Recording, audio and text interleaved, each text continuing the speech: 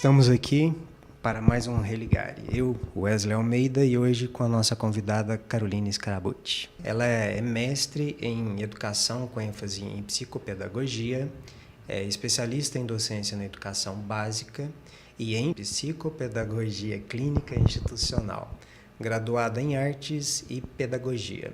Atualmente ela atua em consultório, já foi docente na educação básica, já no ensino superior. Hoje continuo na pós-graduação. E continuação e na pós-graduação também como orientadora. Sim. Hoje nós vamos abordar aqui com a Carolina as relações da criança no mundo das artes sobre o ponto de vista da pedagogia e da psicopedagogia. Carol, conta pra gente um pouco a respeito dessa psicopedagogia, do que se trata e como é que ela é vista hoje no cenário, vamos falando no nosso cenário. Então, a psicopedagogia, o nosso objeto de estudo, na verdade, é a aprendizagem, né? Então, a gente transita entre a área da educação e da saúde, né? Mas o nosso objeto sempre é os processos de aprendizagem. Então, hoje, no mercado, a gente entende que, obviamente, né, dentro da área da saúde, a gente está trabalhando com aquelas crianças que têm dificuldade de aprendizado ou algum transtorno de neurodesenvolvimento que desencadeiam, no caso, problemas durante esse processo, né? Como a gente sabe que o ser humano aprende desde ali da barriga da mãe, então, quando a criança nasce, ela vai passar por um histórico de desenvolvimento aí. E durante esse processo, quando há ali dentro dos marcos algum atraso, que não seja causado por uma imaturidade, mas sim um atraso, o psicopedagogo atua, né, auxiliando fazendo essa mediação entre o mundo e o aprender, né? Então, a gente trabalha desde a mais tenra infância, principalmente quando a gente fala de preventivo, né? Não é somente quando tem já o problema. E também em todas as fases, inclusive nas fases adultas e com idosos também, quando tem algum problema relacionado a AVC, né, um Alzheimer, né, então tem como você também fazer no sentido de reabilitação também. Nesse processo, existem algumas formas de abordagem desses pseudopacientes, correto? Sim, existe.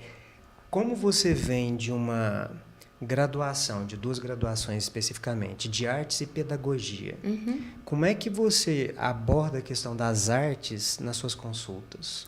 Então, na verdade, a arte ela é um instrumento mobilizador para o ser humano, independente de qualquer coisa, tá? Dentro do que a gente entende da educação de arte, né, ela é uma forma não somente de você expressar sentimentos ou expressar o seu lado mais emocional. Ele expressa visão de mundo, né, aquilo que você se orienta, inclusive os seus padrões de pensamento, e também dentro do que a gente chama, né, nos processos avaliativos e interventivos, a gente tem testes que a gente utiliza, avaliações que a gente utiliza através do próprio desenho da criança, né? E aí, nessa conversa que nós temos com ela, ela consegue trazer elementos que são tanto de cunho consciente quanto de cunho inconsciente, né? E aí, você ter uma prática clínica, um estudo contínuo, também auxilia nesse sistema. Obviamente que não é somente no fator clínico aí. Quando a gente pensa em intervenção, por exemplo, para adolescentes que estão aí com depressão, né, ou que têm um transtorno borderline, a arte também é uma forma da gente trazer esse adolescente para próximo e para que ele possa novamente reorganizar o seu pensamento de mundo, o seu autoentendimento, né, a sua autoestima. Então, na verdade, eu acho que ela é um suporte extremamente importante, né, e extremamente aberto para que a gente possa trabalhar tanto a nível de avaliação quanto a nível de intervenção, no caso. Ok. Acho que é comum a nossa percepção de que as escolas hoje em dia não dão tanta ênfase na questão das artes. Certo. É como se fosse uma disciplina obrigatória que cumpre e ok. E isso chega a refletir nessas questões que são levadas para consultório? O tempo inteiro. O tempo inteiro. Você vê, esse ano está fazendo exatamente 23 anos que eu sou professora de artes, né? Então já é um tempo bom aí. Quando a gente fala de infância, né?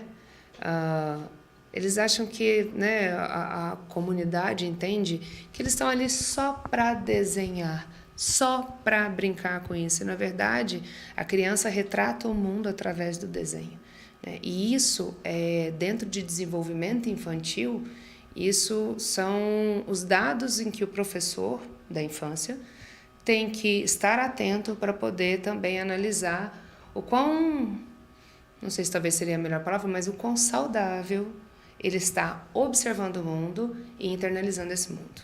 Ponto 1.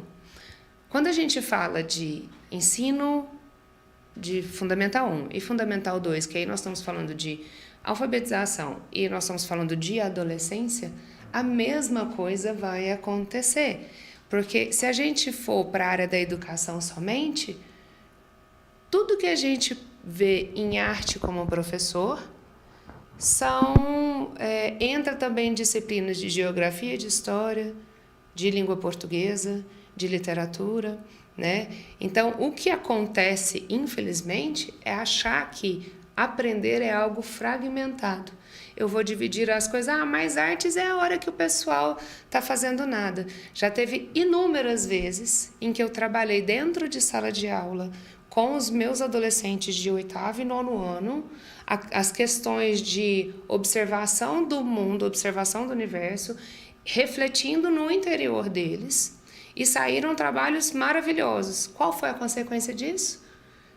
Maior número de adolescentes querendo participar da aula, uma vontade de questionar, inclusive, os fatores históricos que eu colocava ali, né? Então, assim, você vê que quando a gente junta com o universo e com a necessidade do adolescente, a gente consegue fazer uma ponte maravilhosa, né?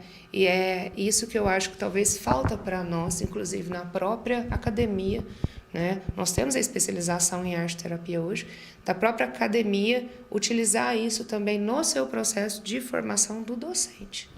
Então quer dizer que a gente pode entender, interpretar aí que de repente os docentes dessas escolas, principalmente das periferias, precisam ter um cuidado a mais na hora de dar a disciplina? Na verdade, todo docente tem. Tá, mas é porque o reflexo que a gente tem quando a gente chega a analisar a periferia, o que eles produzem, coisa e tal, é muito distante de uma realidade de que quando a gente se aproxima de um núcleo, de uma cidade, de uma escola particular, por aí afora vai. Será que é falta de incentivo para os professores ou é a questão dos próprios alunos não terem interesse e isso vai passando, igual você disse? Eu acho que, na verdade, aí a gente tem vários vieses, né? Porque se a gente for pensar, por exemplo, numa cidade como Uberlândia, nós temos bairros que são praticamente cidades, né? Então, se a gente pensar dessa forma, quando você está dentro de um espaço e esse espaço é aquele a qual você não sai dele, né? Porque, em geral, as crianças estão nas escolas do bairro, né? Sim. Então, aquela realidade não é que ela está distante do centro, ela está dentro da realidade que é dela, né? E assim, eu não acho isso um problema. Mas, no entanto, a falta de mostrar outros universos também pode limitar um olhar, pode estigmatizar um olhar, entendeu? Então, assim, em aprendizagem, em docência, que é o ensinar a aprender, que é uma coisa que não é separada, é uma coisa que acontece o tempo inteiro ali no momento da sala de aula, isso tem que ser um princípio do professor. Rubem Alves falava muito isso, né? Que o ensinar é você levar o mundo aos olhos do outro. E o mundo não é limitado aonde eu estou. O mundo é o mundo, né? Então, assim, e se a gente falar de desenvolvimento de uma forma neurocientífica, sim, o estímulo, ele produz novas formas de pensamento, ele produz novas adaptações, novos esquemas mentais, que é o que Piaget falava, né? Então, que você vai ofertando estímulos diversos para aquele indivíduo, ele vai ressignificando dentro daquilo que ele já tem anteriormente e vai ampliando conforme esses estímulos vão acontecendo através de uma mediação. O professor é aquele que media o conhecimento, ele pode trazer esse universo, né? E o aluno também, para o próprio professor, né? Que quando a gente entra no universo deles, a gente também se apropria de outros estímulos e de outras coisas que vão ampliar o nosso universo. Então, isso para mim é uma troca. E para mim deveria ser natural. Não deveria ser uma coisa que... mas... E se... Não, gente. É o mundo. O olhar tem que estar para o mundo, né? E aí eu acho que sim. Falta um pouco dos próprios docentes a entender que a docência ela é muito mais ampla do que você pegar um livro, abrir um livro numa página e ensinar um conteúdo. Passar o que está apenas naquela página. Exatamente. Ir além. Ok. Nesse sentido ainda a respeito dessa questão de educação, hoje a gente tem a questão da internet, das mídias, da tecnologia e por aí fora vai. Os famosos aplicativos e tudo isso. Isso é uma forma que está presente em qualquer ser, independente da idade, coisa e tal. Num ambiente de escola, de estudo, isso traz alguma influência, algum ponto positivo e negativo? Então, na verdade, o que a gente vem ouvindo ultimamente é colocar a internet como o bicho de 7 cabeças da vez. Que o tablet é o bicho de 7 cabeças da vez. Primeiro ponto, que aí é algo que eu tenho, inclusive, como um princípio, é que eu nunca vi nenhuma criança de 2 anos indo na loja de um celular para comprar um celular. Eu levei, só te cortando um minutinho, eu levei uma bronca da minha sobrinha. Esses dias atrás, estava com a filha dela, que tem 2 meses, e eu sentei em frente à televisão. E a guria virou de uma vez, assim, vidrou, literalmente vidrou. Estatela o olho. Ela falou, tira, pelo amor de Deus, ela não precisa disso. Cria um monte de coisas, não é que cria, né? Mas que vai interagir de alguma forma negativa para ela, enquanto uma criança de 2 anos, de 2 meses, desculpa, falei 2 anos. Nossa. 2 meses. E a menina vidrou, literalmente vidrou. E é prejudicial. Pois é, mas você sabe por que a criança vidra? Porque ele tem cor, porque ele tem um monte de estímulo que ela está buscando. Exatamente. Uma criança de 2 meses, ela mal consegue enxergar o colorido de uma forma muito assim, né? Muito específica. Ela ainda está aí nesse processo, né, visual. Então, se eu estou dando um estímulo televisivo, ali a gente tem cor, forma, música, tem estímulos de várias frentes para o cérebro dessa criança. Então, é ruim de forma alguma? A tela é como se ela estivesse vendo o mundo. Qual é o problema? É você colocar uma criança 4 horas em frente a uma televisão. Então, não é o uso de... É como usar. É igual a internet. A internet é um mundo de informação de todas as, né, de todas as áreas. Por exemplo, esse ChatGPT, né? ChatGPT, poxa, é um senhor de uma forma de você buscar, sistematizar conhecimento, onde ele vai buscando ali em várias fontes, né, para que você possa, de fato, ter algo bom, concreto, sistematizado para crianças que têm dificuldade de aprendizado e ser excelente, forma de resumo, de conteúdo para que ele possa estudar também. Isso é uma coisa boa. Por que seria uma coisa ruim? No entanto, nós temos atrás deste computador um ser humano. A gente esquece que quem comanda o aplicativo, o celular, a televisão, é o ser humano. Sim. E aí... Eu falar que eu vou tirar a TV de uma criança totalmente, não tem como. Não tem como fazer isso. Mas eu tenho como controlar o que vê, quando vê, quanto tempo vê. Né? Então, é igual, por exemplo, o tablet. Eu, Carolina, fui dar celular na mão das minhas filhas mais velhas. bem mais velha, foi ter celular lá para frente. No entanto, hoje, eu falo que elas não vêm, muito pelo contrário. Tem, lógico que tem um tablet, ainda mais depois da pandemia, que a gente teve que adquirir o computador, o tablet, para eles poderem assistir a aula. Tem. No entanto, é no horário que está estabelecido. Entendeu? O celular da minha menor fica dentro da minha bolsa.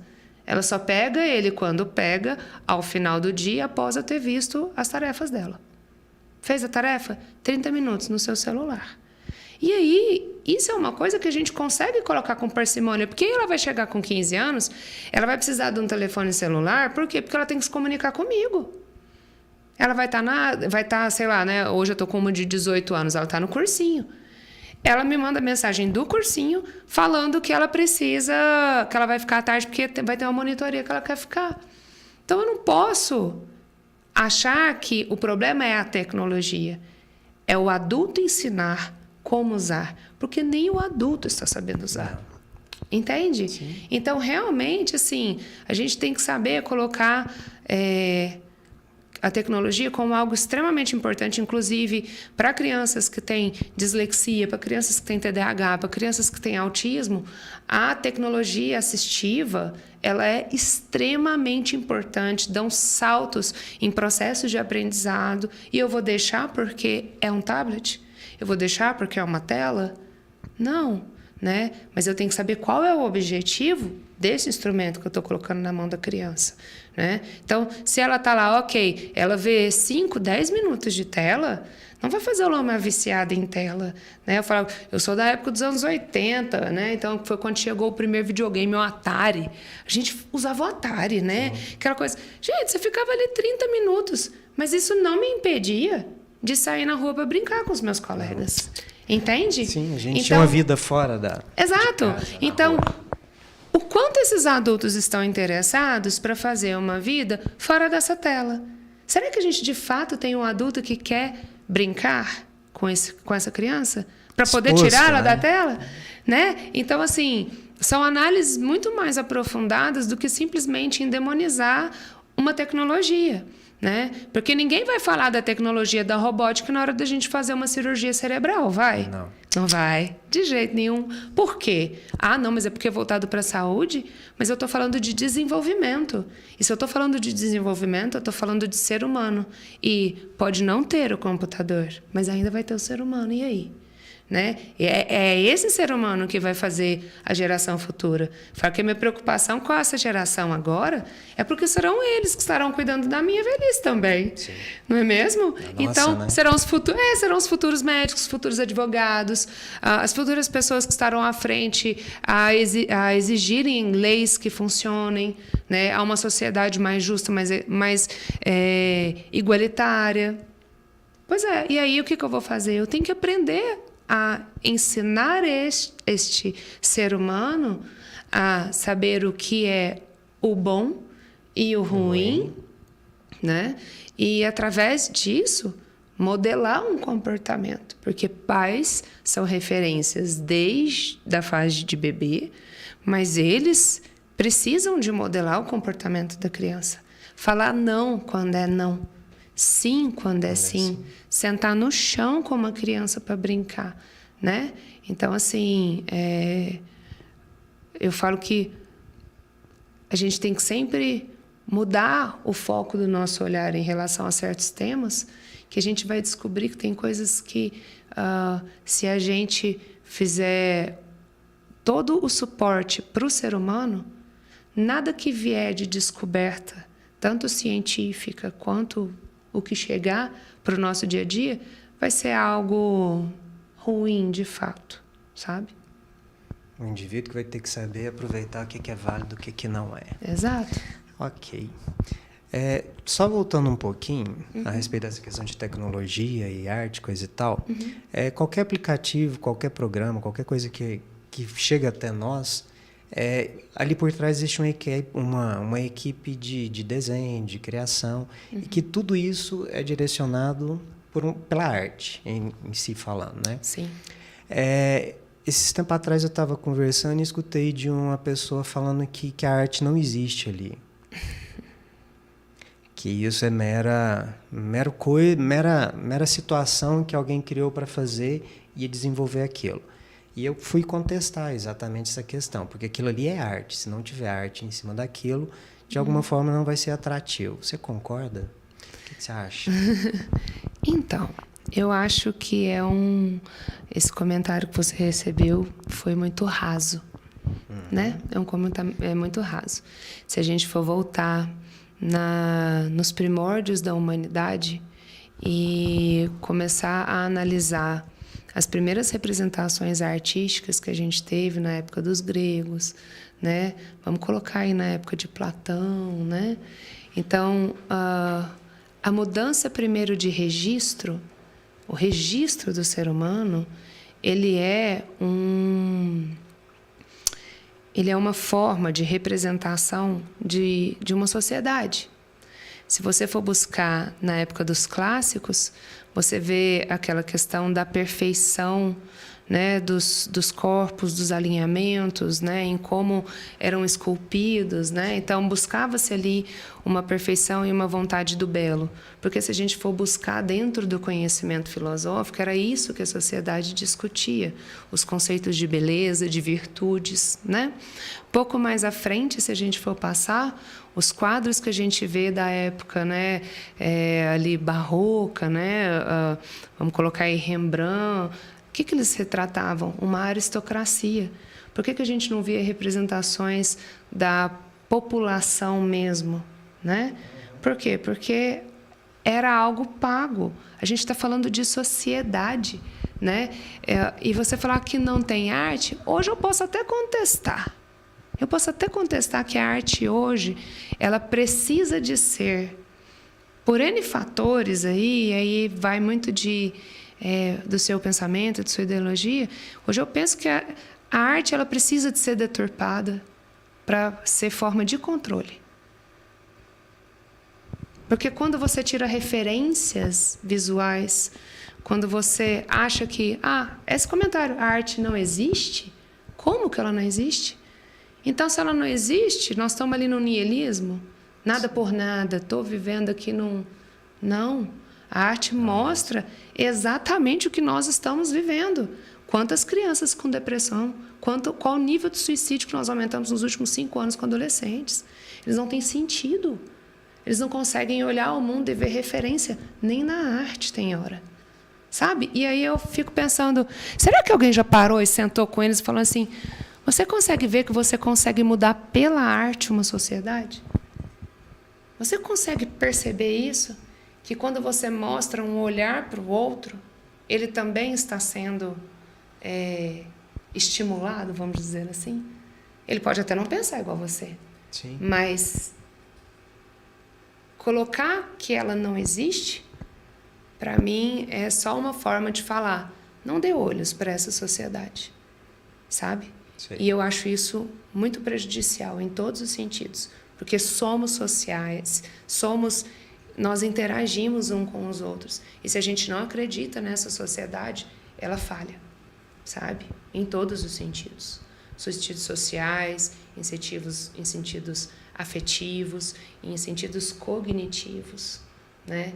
Eu acho muito, igual eu te falei, eu acho muito rasa essa interpretação de falar que nós não temos. Na verdade, eu acho que nós temos que recuperá-la de forma muito urgente. Né? Eu ouvi uma vez, na época que eu fazia faculdade, falava assim, que a arte vai salvar o mundo. Eu acho que ela é um dos, sabe? Nós estamos precisando muito, né? Acho que a gente... assim, eu falo que se a gente for olhar a história da arte, a gente vê a história da sociedade.